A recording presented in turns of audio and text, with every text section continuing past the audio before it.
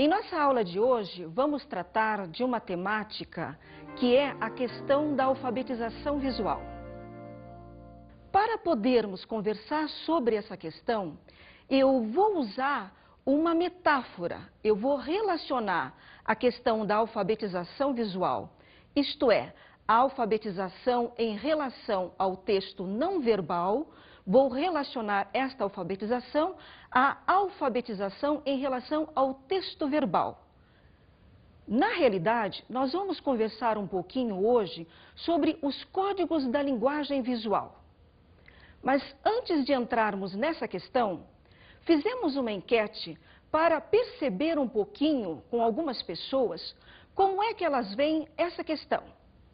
Perguntamos o que elas entendem, como é que elas veem o que é alfabetização visual e se é possível aprender a ler uma imagem. Vamos ver o que elas nos disseram. Alfabetização visual é ler por imagem, ler imagens. Olha, é uma maneira de, no caso, quem está visualizando a arte, entender e interpretar a arte, né? Bom, dependendo da arte, se ela é uma abstrata, por exemplo, né? Eu acho que a pessoa tem condições de olhar para esse quadro, né?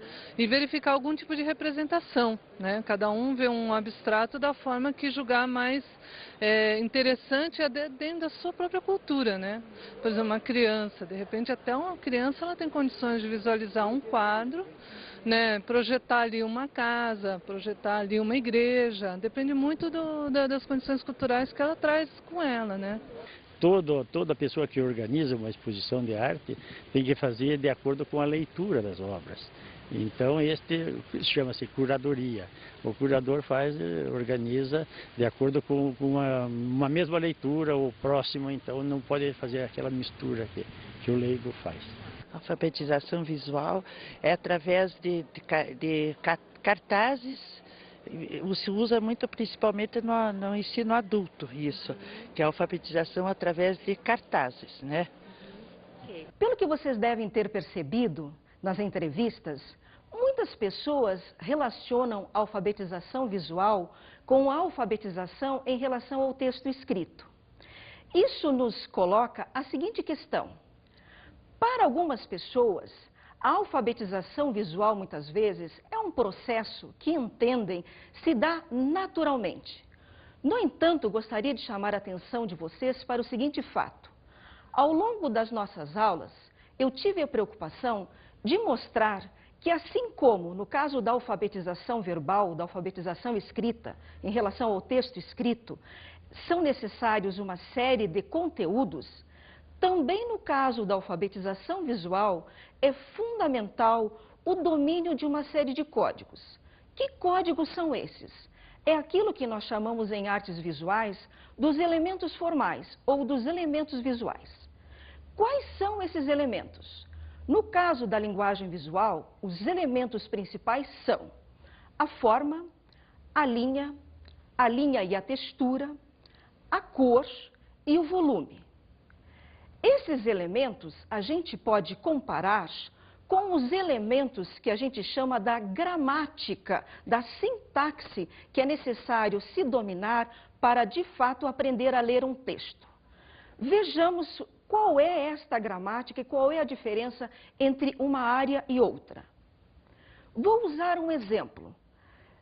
Quando queremos falar no diminutivo de uma determinada palavra, por exemplo, casa, o diminutivo é casinha. No entanto, esse diminutivo, ele precisa ser pensado, essa palavra casinha, ela precisa ser pensada no contexto em que ela vai ser usada. Vejamos o seguinte exemplo.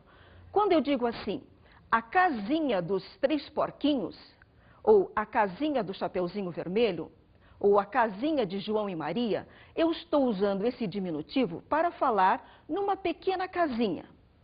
No entanto, quando eu uso a expressão a casinha do governador, eu estou usando esse sentido de casinha, não no sentido de diminutivo, mas de uma forma simbólica, de uma forma irônica, para falar, quem sabe, de uma mansão ou de uma grande casa. No caso das artes visuais, a mesma coisa. Cada um desses elementos forma, linha, cor, textura, volume, precisam ser pensados em relação ao modo como eles estão sendo articulados. Nesse sentido, no trabalho na escola, é fundamental que a gente, de fato, analise e construa algumas definições, alguns conceitos com os nossos alunos em relação a cada um desses elementos, mas o mais importante é mostrar para os nossos alunos como é que esses elementos eles são usados, como é que eles se articulam numa composição. No caso da língua, por exemplo, quando nós queremos articular um pensamento com mais um complemento ou com mais uma explicação, nós podemos usar um elemento articulador como a palavra e, né? Eu falo uma determinada coisa e quero acrescentar mais alguma coisa, eu posso usar esse elemento. Quando eu quero contrapor um pensamento com outro, eu posso usar um elemento articulador, que é o mas, o porém, um contudo, um todavia, né? Esta palavra me ajuda a contrapor uma ideia a outra. No caso dos elementos visuais, a mesma coisa. Nós temos determinadas cores, que são as cores fundamentais, mas na composição é preciso dar conta de entender como é que o artista usa essas cores. Lembram, por exemplo, da Mulher Chorando de Picasso? Aquele desenho mostrou um pouquinho para a gente como é que o artista se utilizou da linha de uma forma brusca, de uma forma quebrada, para dar a ideia de uma mulher chorando, de uma mulher em desespero. A mesma coisa, os impressionistas também usavam a cor para mostrar a influência da luz sobre a cor. Por isso que faziam uma série de pinturas em várias horas durante o dia, para mostrar como a luz do sol influencia na cor. Com isso, quero dizer para vocês que o domínio dos códigos da linguagem visual, eles são fundamentais. Mas como dominar esses conhecimentos? De fato, como é que esses conhecimentos se articulam? É isso que nós vamos ver na nossa aula de hoje. Enfim, a alfabetização visual é o processo de aprendizagem da leitura da imagem. Para entendermos um pouquinho melhor essa questão, vejamos uma imagem. É uma obra de Brossa e o título é Nupcial. Quais chaves são fundamentais para que possamos entender esta imagem? As chaves são entender qual é a função deste objeto, quem fez, quando, onde e como. Hoje nós vamos aprofundar, vamos discutir um pouco mais como ele fez. Em outras aulas, nós já discutimos um pouquinho a questão da técnica, o procedimento. Hoje, no entanto, gostaria de lembrar para vocês que a técnica, ela tem relação com outros elementos. Não só o procedimento, a maneira de fazer, mas tem relação também com os materiais, os instrumentos, os suportes e a gramática da linguagem visual. Vou pegar como exemplo, novamente, a obra Nupcial do Brossa. Se vocês observarem, é uma pequena escultura, é um objeto que foi feito muito recentemente, é uma obra contemporânea. Não se encaixa dentro da técnica escultura, a técnica convencional. É um objeto também que é feito com materiais mais alternativos. É um objeto que tem influência do dadaísmo, que fazia objetos acoplando diferentes objetos. Nós temos, portanto, ali um objeto que a gente pode denominar de handmade. Além disso, como é arte contemporânea, em relação à técnica, nós vemos que ele inova nos materiais. A sua forma de construir, ele se utiliza da ideia simbólica da algema para prender alguém, para discutir a visão dele em relação ao casamento. O brilhante é um elemento que ele usa para dar a ideia do poder de sedução que tem essa pedra e, portanto, o uso da ideia de uma aliança de brilhante na perspectiva da sedução que é própria desta relação no matrimônio. Como podemos ver, neste caso, o domínio, o entendimento de qual é a técnica implica em que a gente consiga relacionar a técnica, os materiais, os instrumentos, o suporte e os elementos da gramática. Isto, na realidade, a soma de todos esses elementos é o que vai nos dar a questão do estilo, a técnica no singular, como já vimos anteriormente. A composição visual, a denominação que damos para um texto não verbal, ela se classifica em bidimensional e tridimensional. Não vamos nos ater nessas questões, porque já vimos em aulas anteriores. Mas, além da composição visual, nós temos também os materiais e os instrumentos. O grafite, o lápis de cor, o giz de cera, o carvão, a tinta a óleo, a aquarela, o pincel, por exemplo. Além desses materiais ou instrumentos, alguns mais convencionais, outros menos, como vimos, o grafite e o papel para a técnica do desenho, a tinta a óleo, o pincel para a técnica da pintura, nós temos também, para poder construir uma composição visual, a necessidade de um suporte, isto é, o espaço sobre o qual nós vamos construir aquele desenho ou aquela pintura. Quais são os suportes? O papel, a tela, a madeira, a pedra, a parede, a calçada, o céu, uma ilha, por exemplo, uma ponte, o próprio corpo e outros suportes. Estes suportes, eles têm diferentes formatos. Cada formato implica na ênfase, quer na verticalidade, quer na horizontalidade. Já vamos ver o porquê disso. Vejamos primeiramente quais são esses formatos. O formato retangular, o quadrado, o circular, o triangular. Estes são os formatos mais convencionais, mas temos composições em outros N formatos, inclusive formatos menos geométricos, digamos mais orgânicos, que não têm uma forma geométrica básica. Qual a razão desses diferentes recortes?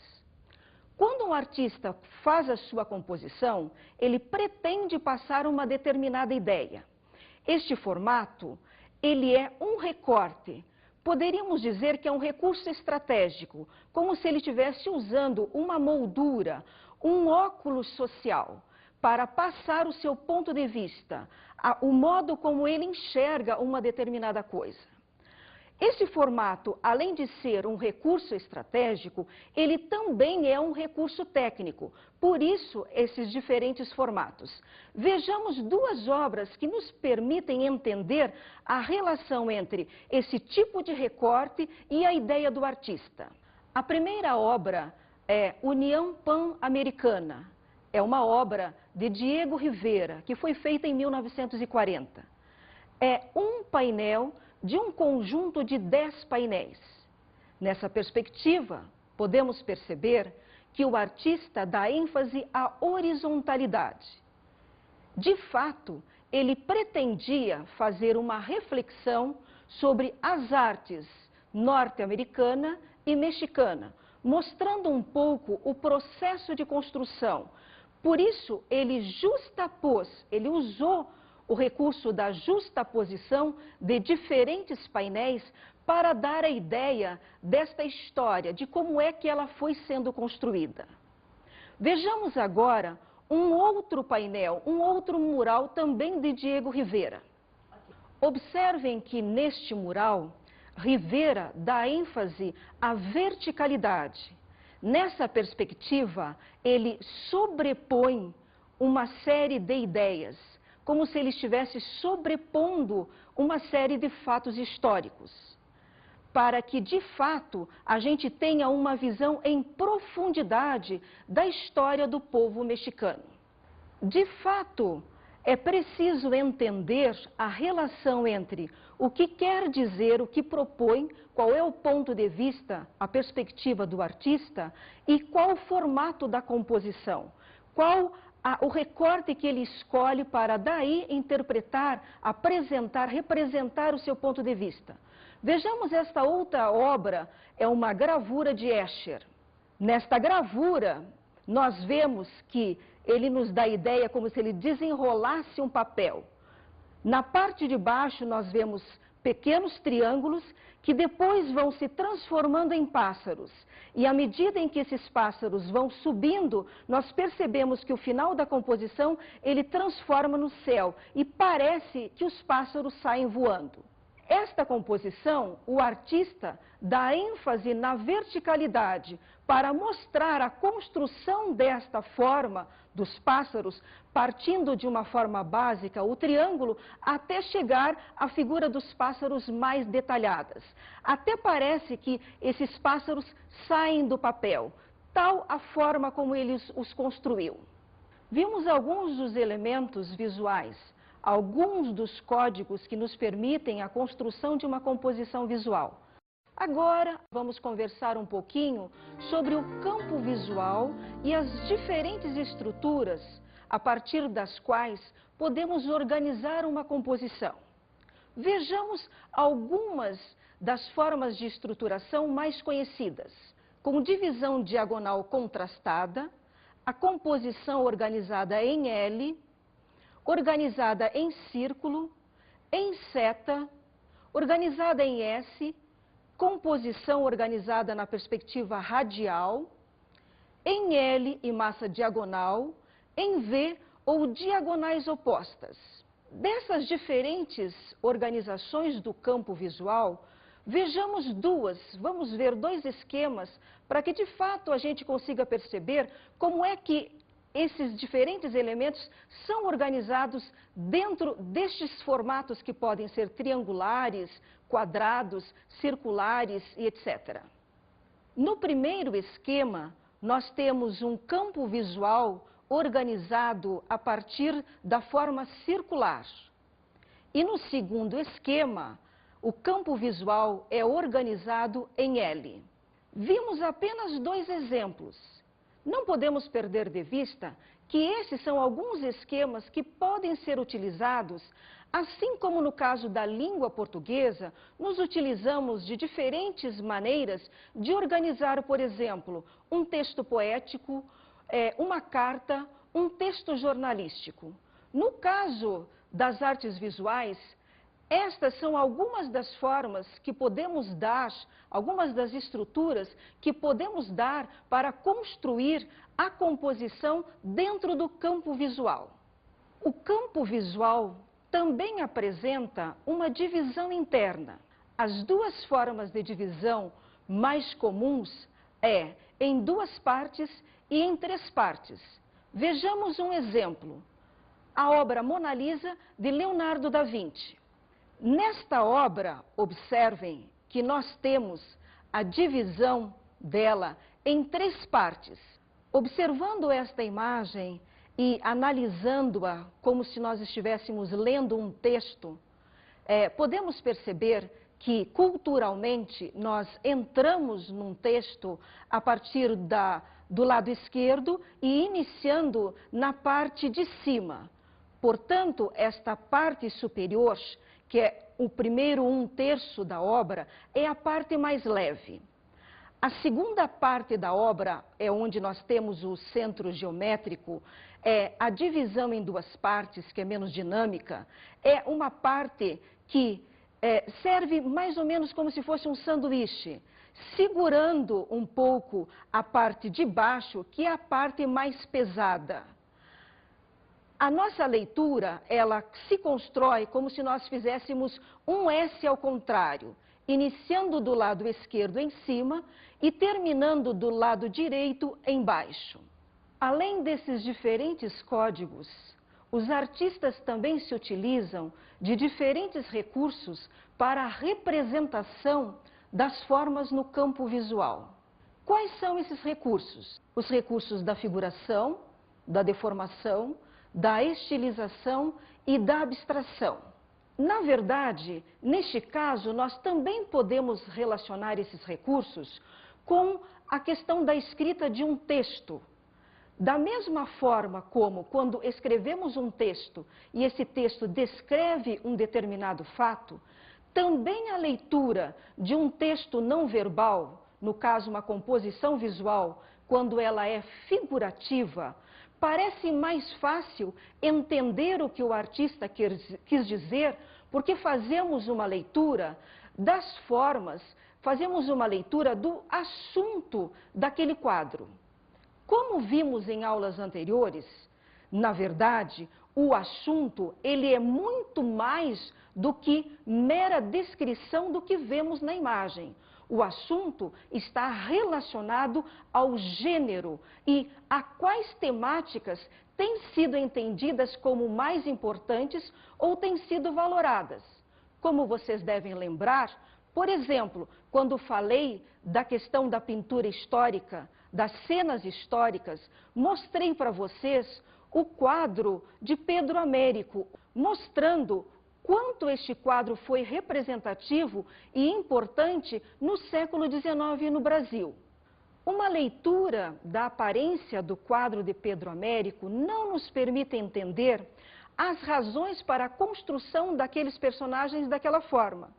Como vocês devem lembrar, a representação de Dom Pedro I nesta obra é uma representação figurativa, mas idealizada.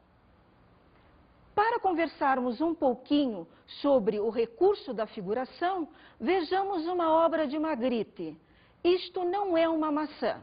De fato, o título da obra é extremamente sugestivo, para que a gente entenda que o Magritte usa a representação hiperfigurativa, hiperrealista, para chamar a atenção de que, de fato, nós não temos uma maçã, mas a representação deste objeto. Com isso, Magritte chama a nossa atenção para o verdadeiro sentido da arte, de que a arte ela é uma ilusão, ela é uma representação e não uma cópia. Vejamos agora o recurso da deformação. Os artistas expressionistas, até pelo próprio título, pela própria denominação do movimento, tinham a preocupação em trabalhar muito mais com a ênfase no que sentiam do que naquilo que viam. Uma obra exemplar deste movimento é O Grito de Munch. Vejamos esta obra.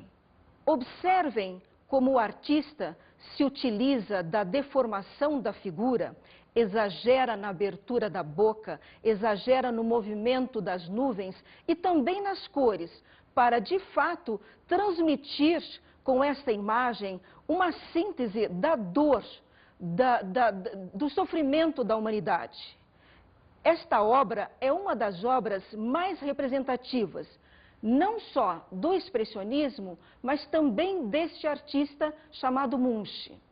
Munch, numa anotação em seu diário, esclarece a função da sua pintura. Não devemos pintar interiores com pessoas lendo e mulheres tricotando. Devemos pintar pessoas que vivem, respiram, sentem, sofrem e amam.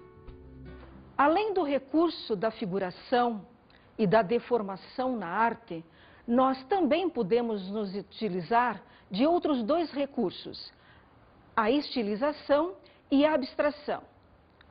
Temos um artista chamado Mondrian, que é muito singular para que, de fato, a gente consiga entender esse processo da figuração para a abstração.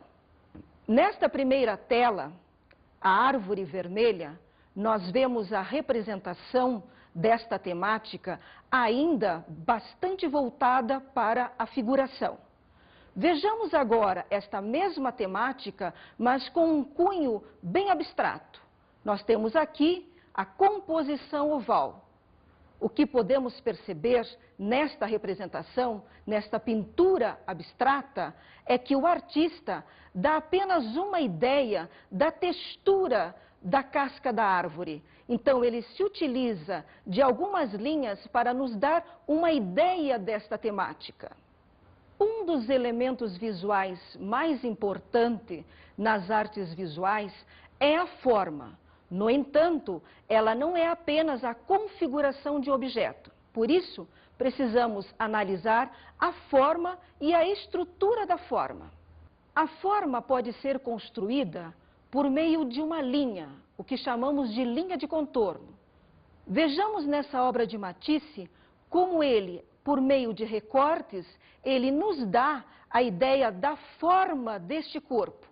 Além da linha como um elemento conformador, um elemento que dá a ideia da forma, da configuração de uma forma, nós podemos também analisar num objeto uma linha interna, que nós chamamos de linha estrutural.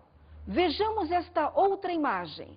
Aqui nós temos um rosto e como é que nós percebemos, embora não seja um rosto exatamente como aqueles que nós vemos, nós percebemos que ele tem uma estrutura que nos lembra, que é semelhante a um rosto. Por que é que nós vemos isto? Porque percebemos no seu interior determinadas linhas que nos dão a estrutura dele. Um eixo que corta em duas partes, dois círculos que são dados pelas bolas de beisebol, o pincel que nos dá a ideia de nariz e de bigode e as duas xícaras que nos dá a ideia de boca. Depois, um outro objeto que nos dá a ideia de pescoço. De fato, nós entendemos esta imagem como um rosto exatamente porque entendemos a estrutura interna desta forma.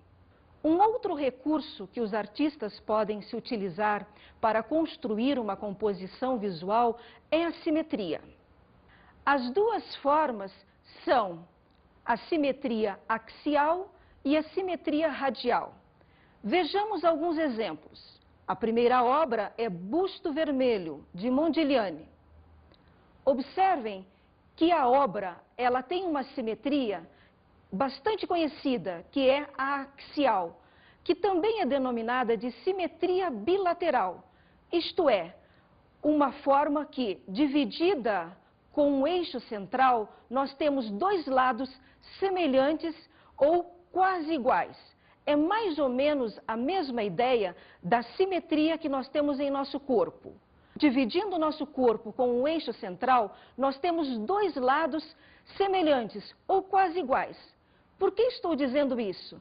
Porque sabemos que às vezes nós temos uma pequena diferença entre um olho e o outro, nós temos uma pequena diferença de tamanho às vezes num pé e no outro. Portanto, a simetria bilateral é uma simetria que nós temos dois lados quase iguais.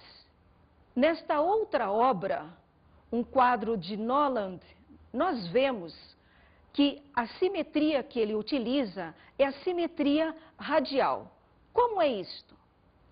Observem que o artista, ele se utiliza de dois lados. Se dividirmos essa composição em duas partes, elas são absolutamente iguais.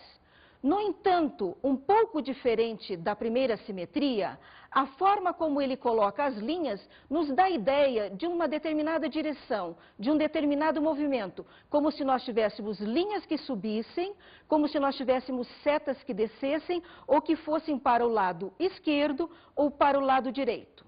Portanto, a simetria radial, diferentemente da axial, ela implica em dois lados que são iguais, mas que também têm um determinado movimento numa direção ou em outra.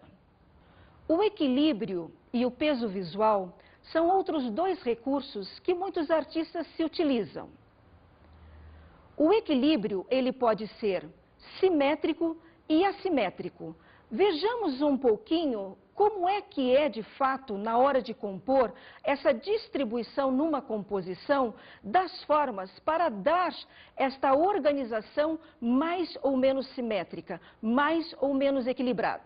Aqui nós temos duas imagens que nos lembram como se fosse duas balanças. Na primeira balança, nós temos um equilíbrio absolutamente simétrico, como se nós tivéssemos a divisão de uma composição em duas partes iguais, ou com dois pesos iguais. Na composição de baixo, para que a gente não tenha uma composição que fique em desequilíbrio, nós temos que mexer na sua organização, tentando organizá-la de forma a que ela embora tenha formas diferentes do lado esquerdo, ela não fique mais pesada do que o lado direito. A grande maioria dos artistas, na contemporaneidade, se utilizam da simetria, mas numa perspectiva mais dinâmica. Portanto, trabalham com o equilíbrio assimétrico.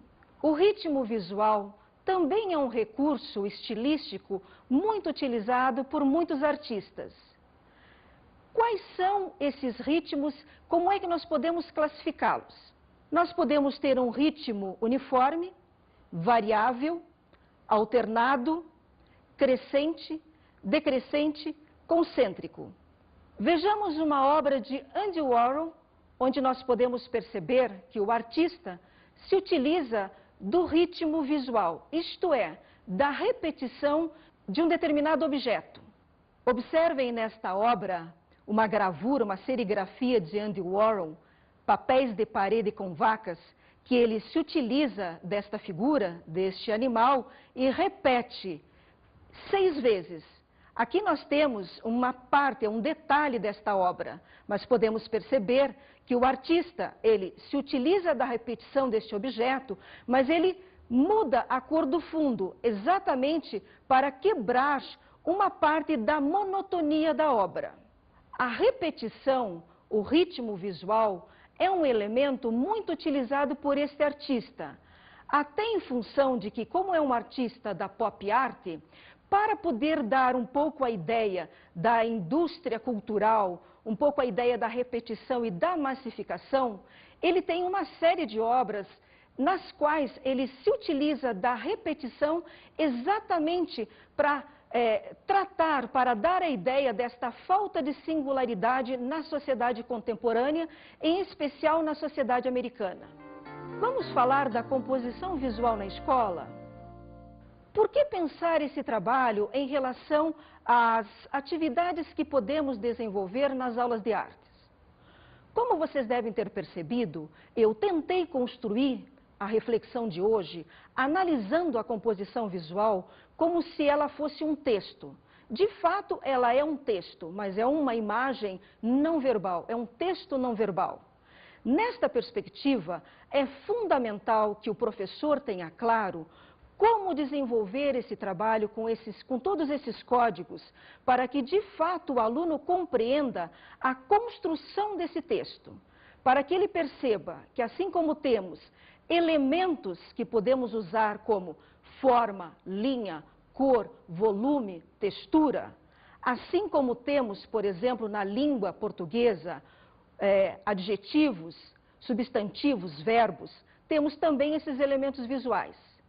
Da mesma forma como temos elementos articuladores para dar uma certa coerência à nossa fala, também no caso das artes visuais, nós temos uma série de elementos. Hoje, nós abordamos alguns. Na nossa próxima aula, abordaremos outros. Vamos agora à nossa dica de estudo, que também tem relação com a composição visual.